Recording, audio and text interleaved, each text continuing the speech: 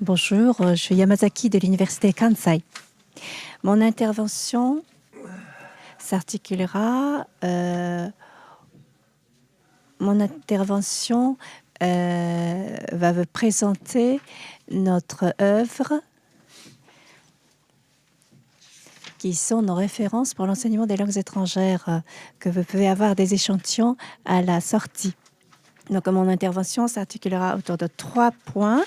Premièrement, présenter ces similitudes et ces différences par rapport au cadre européen.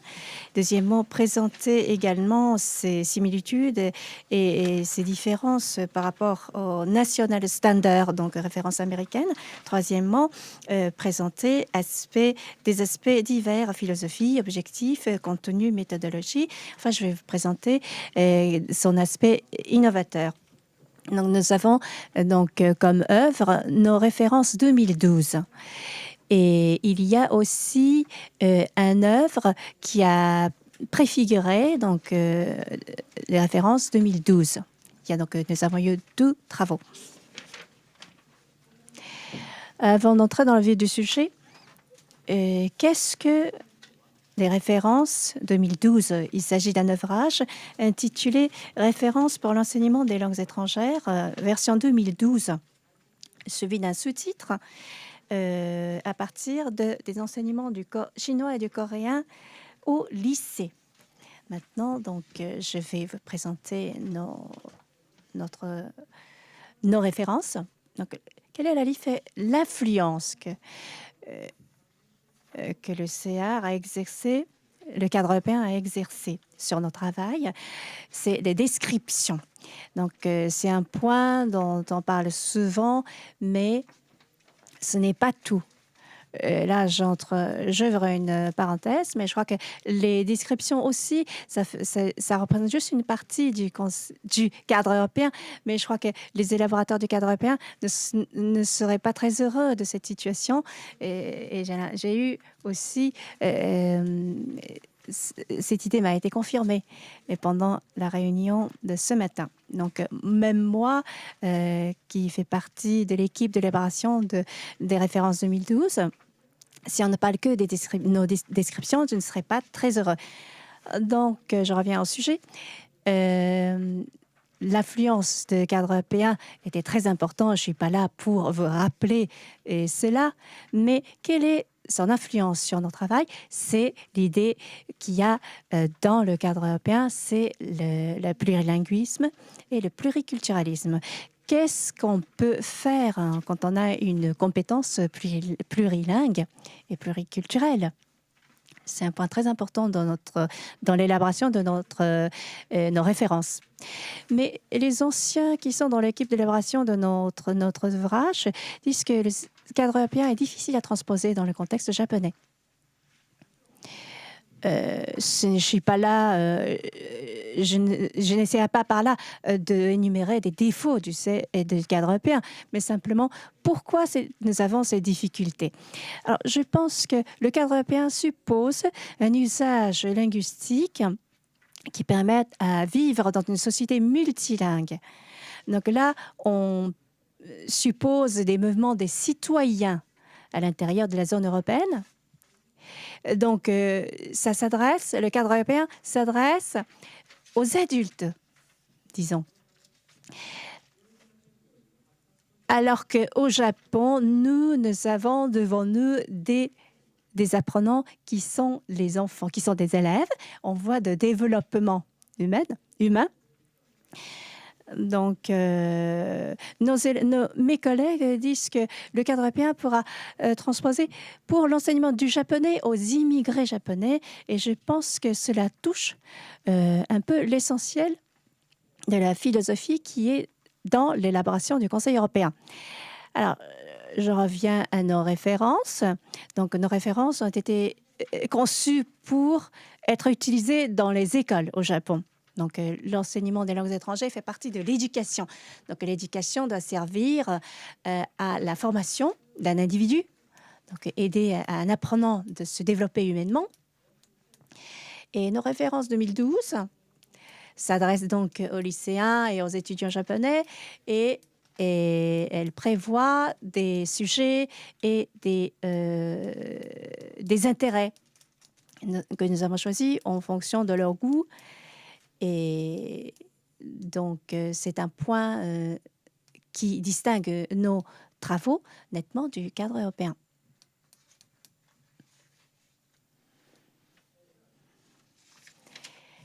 Ensuite, leurs différences et les similitudes par rapport aux standards américains, des critères américains, donc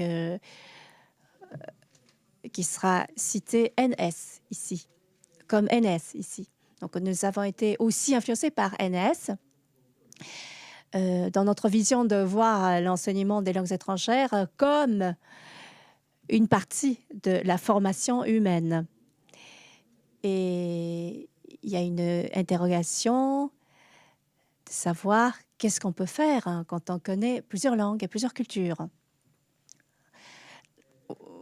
Voici les caractéristiques qui sont souvent évoquées des nations des NS, donc standard national standard américain, qui sont les suivants. Donc, il y a une certaine influence de ces notions dans nos références.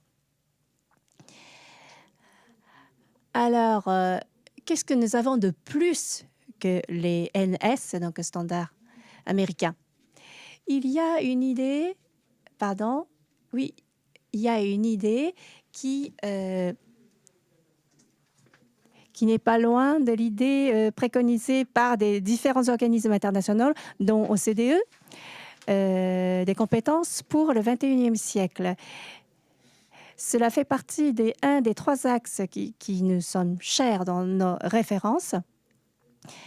Et deuxième particularité, c'est le caractère concret de nos propositions. Et standards américains ont une contrainte, c'est-à-dire que comme c'est un État fédéral, l'État il doit être élaboré par l'arbitrage des autorités de chaque État. Donc, les standards nationaux ne peuvent pas définir leurs détails. Donc, c'est juste un grand cadre. Alors que nos références 2012, qui sont parties d'une grande philosophie, mais elles offrent des concrets, des prépositions très concrètes qui peuvent être utilisées tout de suite en classe. C'est la deuxième particularité. Alors, les enseignants nous posent souvent des questions. C'est bien vos travaux, mais qu'est-ce que je peux faire avec demain dans ma classe? Voici donc nos réponses. Alors maintenant, la philosophie de nos références.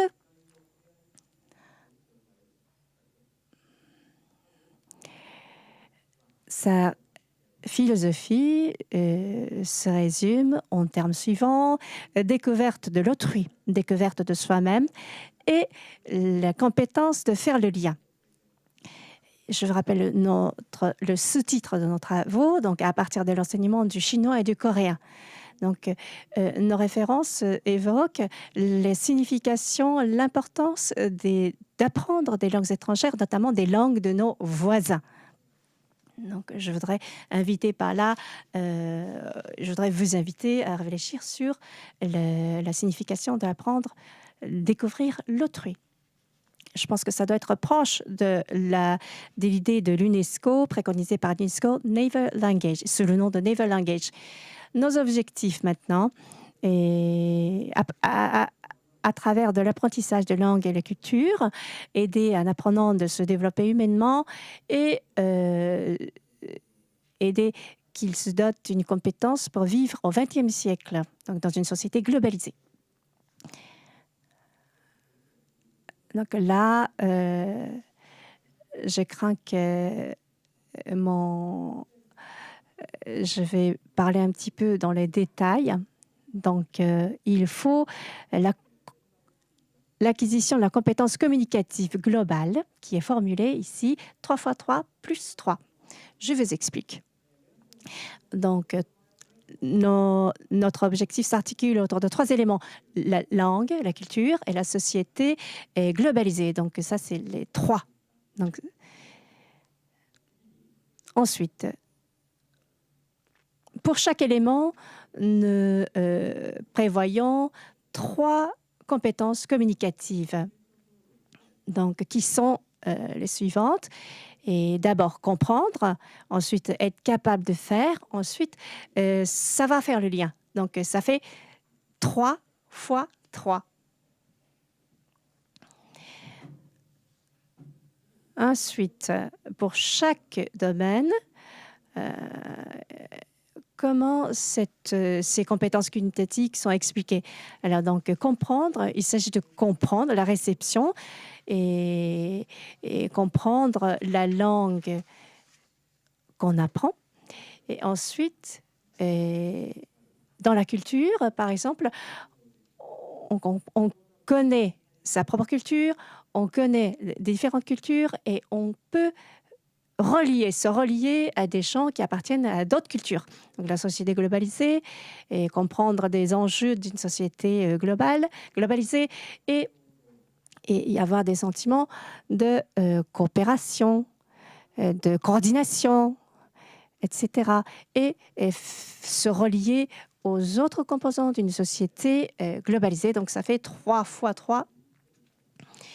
Et à cela s'ajoutent 3 autres éléments qui sont les suivants.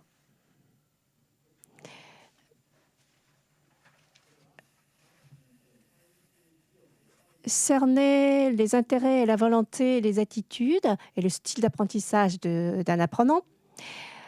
Premier élément. Deuxième élément, c'est aider à faire le lien entre des connaissances déjà acquises.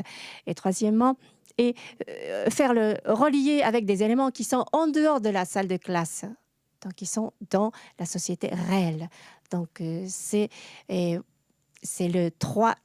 Avec ces 3 éléments, ça fait 3 fois 3 plus 3. Voilà, je vous montre à nouveau le schéma. Donc, la langue ne représente qu'une partie des 3 dimensions et comprendre représente qu'un aspect des compétences communicatives. Alors, quand on parle des références étrangères, on parle souvent que des descriptions. Et dans le cas de nos références aussi, les descriptions sont très importantes, mais ça ne représente qu'une partie de nos ouvrages. Mais tout de même, je montrerai quelques exemples. Par exemple, il y a, donc, nous supposons un lycéen qui doit fréquenter des lycéens chinois ou des Coréens. Donc, nous avons choisi 15 domaines de sujets, de thèmes différents. Et pour chaque domaine, il y a 4 niveaux, partant de 1 à 4. Alors, quels sont maintenant des domaines? Voilà, je vous invite à faire une petite lecture de nos références, notre ouvrage. Pour vous donner juste un exemple, pour le domaine la vie quotidienne, il y a 5 descriptions pour le numéro 1 et 5 pour le niveau 2 et 6 pour le niveau 3 et 3 pour le niveau 4.